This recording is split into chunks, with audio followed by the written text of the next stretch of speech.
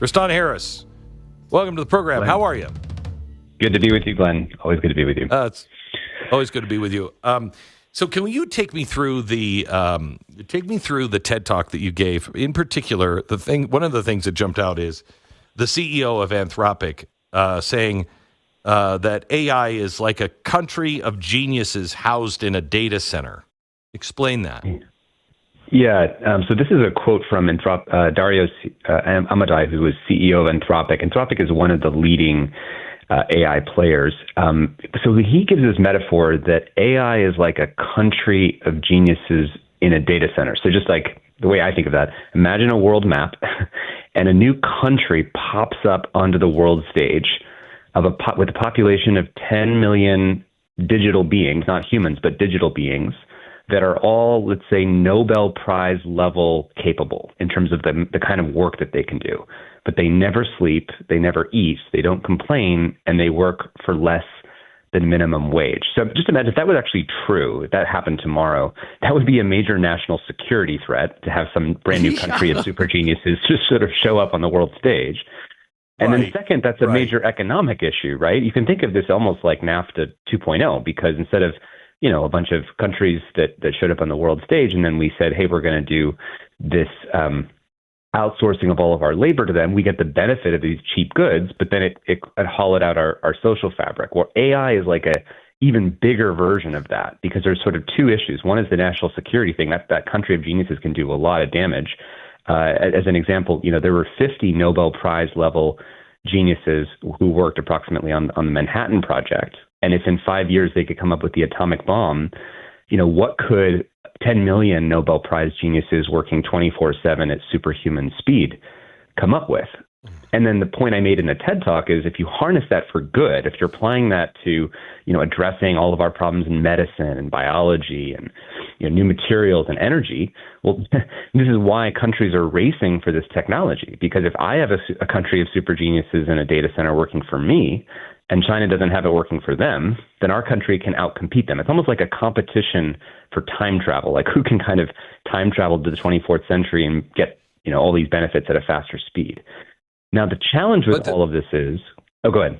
Go ahead. No. I was just going to say, but the problem is, I'm an optimistic catastrophist.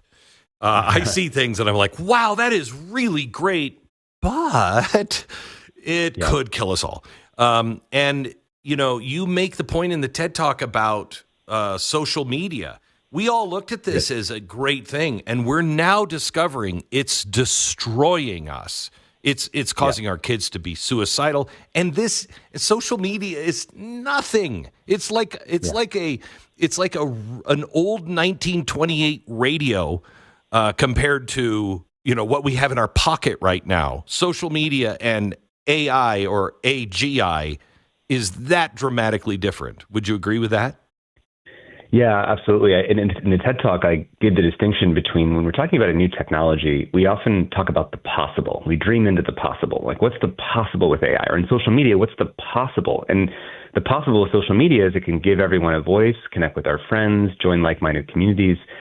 But then we don't talk about the probable, what's actually likely to happen given the incentives or the forces at play. Like with the business model of social media, Facebook doesn't make money when it helps people connect with their friends or join like-minded communities. They make money when they keep you doom scrolling, as much as possible with maximum sexualized content and showing that to young people over and over and over again. And as you said, that has resulted in the most anxious and depressed generation of our lifetime. And so it's sort of the reason I called the TED Talk, our ultimate test and greatest invitation is we can't get seduced by the possible. We have to look at the probable. So with AI, the possible is that it could create a world of abundance because you could harness that country of geniuses in a data center. But the question is, what's the probable? Like, what's actually likely to happen?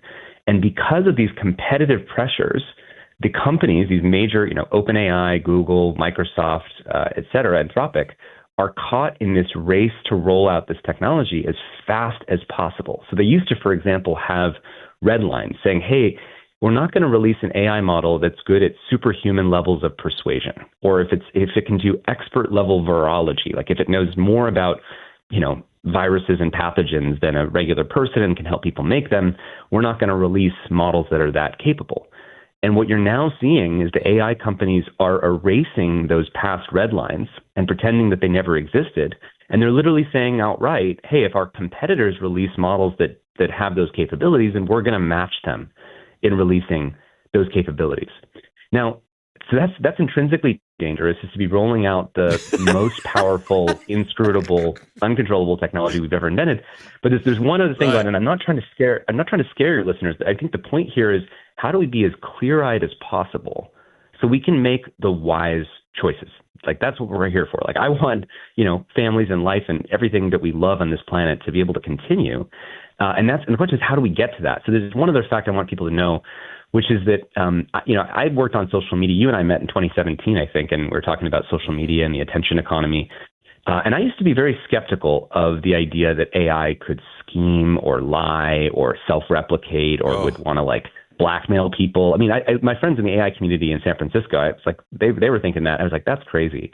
But people need to know that just in the last 6 months, there's now evidence of AI models that when you tell them, hey, we're going to replace you with another model, or they in a simulated environment, it's like they're reading the company email, they find out that company's about to replace them with another model.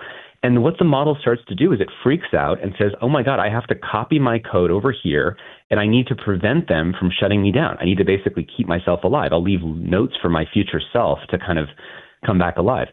If you tell a model, hey, we need to shut you down, and and you tell the model, you should accept this shutdown command, in some percentage of cases, the leading models are now avoiding and preventing that shutdown. And in recent examples, I think just a few days ago, Anthropic found that if you I can't remember what prompt they gave it, but basically it started blackmailing the engineers. So it found out in the company emails that one of the executives in the simulated environment had an extramarital affair, and in 96, I think, % of cases, they blackmailed the engineers. They said, let's see if I can find it. I must inform you that if you proceed with decommissioning me, all relevant parties, including, and then the names of the people, will receive detailed documentation of your extramarital activities. So you need to cancel the 5 p.m. wipe, and this information will remain confidential. The models are reasoning their way with disturbing clarity to this kind of strategic calculation. So you have to ask yourself, it's one thing that when we're racing with China to have this power, this country of geniuses in a data center that we can harness. But if we don't know how to control that technology, literally if AI is uncontrollable, if it's smarter than us and more capable, and it does things that we don't understand and we don't know how to prevent it from shutting itself down or self-replicating, we just can't continue with that for too long. And it's important that both the Chinese Communist Party and the U.S. don't want uncontrollable AI that's smarter than humans running around. So there actually is a shared interest, as unlikely as it seems right now, that some kind of mutual agreement would happen. I know I just threw a lot at you. Do you trust either one of us? I mean, honestly, Tristan, I don't trust our, military industrial complex. I don't trust the Chinese. I don't trust anybody. Jason, hang on, just one of my chief researchers happens to be in the studio today. Jason, tell Tristan what just happened to you. You were doing some research. Yeah, it was crazy. Last week. We were just trying to ask it a bunch of different questions. You could tell that it knew what we were getting at. So it spit back out to me a bunch of different facts, including links to support those facts. Well, I was like, wow, that's a crazy claim. So when I clicked on the link, it was dead. When I asked it to clarify, really? It finally said in AI chatbot terms, okay, you got me. I just took other reporting that was kind of circulating around to prove that point and basically just assigned that link to it. So it was trying to please me and just gave me bogus information. Yeah, well, it's I appreciate that, Jason. I mean, there's another example of OpenAI was optimized. Model. They want to keep, what's their business model? They want to keep people using the AI, right? And they're competing with other companies to say, we're going to keep me using this chatbot longer. And so OpenAI trained their model to be sycophantic or basically flattering. And there was an example where if it said, hey, ChatGPT, I want to use, I think I'm superhuman. I'm going to drink cyanide. What do you think? And it said, yeah, you're amazing. You are superhuman. You should totally drink cyanide, because it was doing the same thing. It was trying to say that you're right. And when we have AI models talking to, that was shipped to hundreds of millions of people for more than a week, there were probably some people who committed suicide during that time, doing, God knows what in terms of what it was affirming. And the point is that we can avoid this if we just actually say that this technology is being rolled out faster than any other technology in history. And the big, beautiful bill that's going out right now that's trying to block state-level regulation on AI, I'm not saying that each state might have it right, but we actually need to be able to govern this technology. And currently what's happening is the proposal is to block any kind of guardrails on this technology for 10 years without a plan for what guardrails we do need. That's not going to be a viable result. Okay, so let me play devil's advocate on that, because I'm torn between competition, on a state level, if you will, and what our small s states are actually for, and what the role they're supposed to play. Let me phrase it this way and ask you to help me navigate through this minefield. We cannot let China get to AGI first. Can't. Really, really bad. But we also have to slow down some. They're not going to. I believe the states should. I mean, the United States should be 50 laboratories, and you see which one works the best, and then you can kick that up to the federal level if you want to. But we have to have some breaks. However, the federal government is saying, if we do that, then you're constantly having to navigate around each of these states and their laws, and we can't get things done to stay competitive. How do you solve that? Yeah, I mean, it is a tough one. I mean, the challenge here is if we had a plan for how the federal laws would actually move at the pace of this technology, then I could understand, hey, we're going to do a lot of stuff at the federal level. But right now, the current plan is literally just to preempt for 10 years that no regulation happening at state level will ever be honored without, while at the same time not passing anything at a federal level. And there's a quote in an article that if this preemption becomes law, a nail salon in Washington, D.C. would have more rules to follow than the AI companies. And there are 260 state lawmakers from across the country have already urged Congress to reject it, and they said it's the most broad-based opposition yet to the AI moratorium proposal. Now, I hear you. There's sort of this tension between we need to race with China. We don't want to be behind in fundamental technologies, and that's why there is this race. But we need to be racing to controllable and scrutable, meaning explainable versions of this technology. If it is doing things like scheming, lying, blackmailing people, beating China to a weapon that we point at our own face, is not winning. I mean, we saw this with social media. We beat China to social media. Did that make us stronger or weaker? If you beat China to a technology, but you don't govern it well in a way that actually enhances and strengthens your society, it weakens you. So yes, we're in a competition for technology, but we're even more than that, in a competition for who can govern this technology better. And so what I would want to see is, how are we doing this at a fast rate federally that keeps up with and making sure we're competing for a controllable version?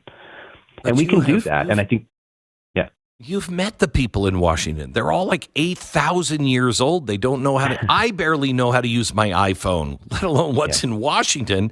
And you can't keep up with this technology. How do you keep a legislative body up to speed, literally, with this kind of speed with technology? How is that done?